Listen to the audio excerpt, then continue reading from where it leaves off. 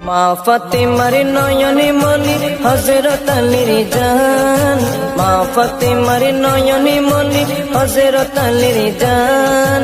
ইমামে হোসেন শহীদ হলো কারবালার ময়দান, ইমামে হোসেন শহীদ হলো কারবালার ময়দান।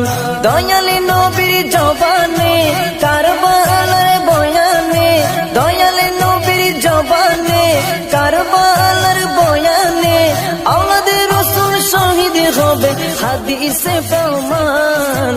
ইমামে হোসেন শহীদ হলো কারবালার ময়দান, ইমামে হোসেন শহীদ হলো কারবালার ময়দান।